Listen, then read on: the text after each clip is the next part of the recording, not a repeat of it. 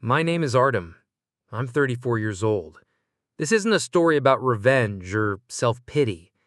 It's just the truth about how a single train ride shattered everything. My marriage, my trust, and the view of the woman I thought I knew best. I was married to Masha. We were together for 6 years. She was calm, intelligent, not the type to post selfies or chase attention. Just grounded, homey, my person. No drama, no fights. A peaceful life. We lived in Nizhny Novgorod. I worked in IT. She was an English teacher, occasionally doing tutoring on the side. Our days flowed like quiet water. Simple, predictable, safe. Then, in early September 2024, she decided to visit her sister in Tumen. Her sister had just had a baby and needed help. I couldn't go because of work, so she took the train alone. It was over 2 days of travel in a sleeper carriage. Platz cart, open plan, cheap, but familiar. I walked her to the platform, helped with her bags, kissed her goodbye. She smiled and said, "I love you. I'll message you soon." I didn't know then that this would be our last honest kiss. The first red flags. The first day on the train, everything seemed normal. She texted me, sent a few photos. Tea in a glass cup, a sunset through the train window, her reading a book. All felt fine. But by the second day, her messages changed. They were shorter, more distant. Then nothing for nearly 6 hours. I chalked it up to bad reception. It happens in remote areas. But something felt off. Later that evening, her sister called. Masha had arrived safely. She was already there, unpacking. Her voice sounded flat, like she was forcing normal. I brushed it off. She was probably just tired.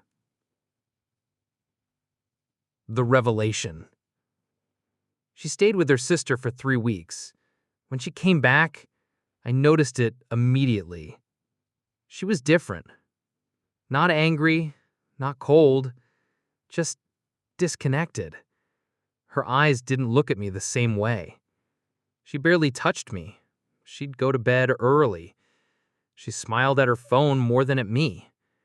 And sex? There wasn't any. I tried. She'd turn away.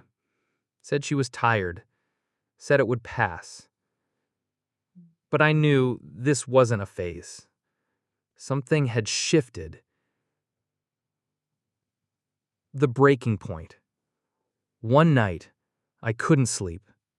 She was next to me, sound asleep. Her phone was on the nightstand. I'd never checked it before. Never felt the need. But that night, I reached for it. She hadn't changed her passcode. I opened Telegram. There it was. A chat named Victor. Train. I felt a chill down my spine. He had written, "You were like a dream. I never thought something like this could happen at first sight. I keep thinking about your laugh and how your fingers trembled when it happened." And she had replied, "You turned my world upside down. I don't know what to do, but I can't forget you. It felt too real, too powerful." I couldn't read more. I felt like my chest had caved in. She cheated on me. In a damn train carriage. When she woke up the next morning, I was sitting in the dark, in the kitchen. She walked in and I simply asked, "Who did you sleep with on the train?" She froze. She didn't deny it, didn't act confused. She just stood there, then whispered, "I'm sorry." What happened on that train? I needed the full truth. I begged, demanded, pleaded, and she told me everything. On the second night, A man sat next to her. Victor, 39 years old, a commercial pilot. He was traveling on vacation. They started talking, books, music, life. Then jokes, then a bottle of wine she'd packed just in case. Then his hand on her knee. Then the train bathroom. She said she didn't know how it happened, that it wasn't just about sex, that he made her feel seen, alive, like a woman again, not just a wife. She said she felt like she was in a trance. I sat there listening and wanted to vanish. What came after?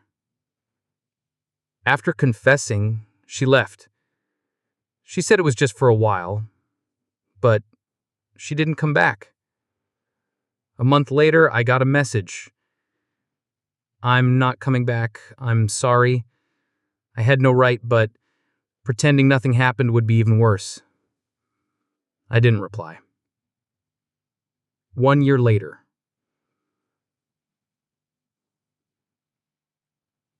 It's been almost a year.